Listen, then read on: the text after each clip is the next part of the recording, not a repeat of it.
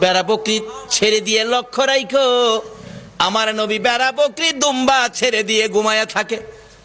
লোকেরা আইসা খবর দেয়, খাদিজা গো এমন রাখাল রাখছো, বেড়া বকরি দুম্বার দিকে খবর নাই, ঘুমায়া থাকে। তাই নাকি? মা খাদিজা একদিন রওনা হলেন, দেখি কি করে ঘুমাই। যাইয়া দেখে বেড়া বকরি দুম্বা ছেড়ে দিয়ে আমার আপনার নবী ঘুমিয়েছে। বড় বড় অজগর সাপ এসে নবীজির মাথার উপর ফনা ধরে ছায়া দিতেছে। খাদিজা বলেন, না না, এই রাখালের বকরি জংলার বাগে নিবে না। খাদিজা বাড়ির দিকে যায় আর ফিরা ফিরা চায়, এটা কেমন রাখাল রে? এই রাখাল তো সাধারণ কোনো মানুষ নয়। খাদিজা চিনে ফেলেছে।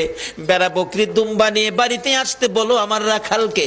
আমার নবী দুপুর বেলায় বেড়া বকরি দুম্বা নিয়ে বাড়িতে রওনা হলে খাদিজা বাংলা রুমে বসে বসে দেখে, এটা কেমন রাখাল রে? যে রাখাল রৌদ্রের মধ্যে আসতেছিল, আকাশের মেঘের টুকরা এসে রাখালের উপর ছায়া দেয়। খাদিজা বলেন, মাবুদ মাবুদ রে, এটা কেমন রাখাল আমার বাড়িতে? নিশ্চয়ই উনি সাধারণ কোনো মানুষ নয়, নিশ্চয়ই কোনো মহামানব হবে। আসেন, আর বেড়া বকরি দুম্বা আপনাকে চড়াইতে হবে না, শুধু এই জায়গার মধ্যে 2 ঘন্টার ওয়াজ। এই জায়গায় কি ঘটনা ঘটেছে? আজকে এই নবীর চিনি না, যারা চিনেছে তাদের জীবন ধন্য হয়েছে। বলুন খাদিজা, এই নবী চিনে জীবন ধন্য হয়েছে কিনা?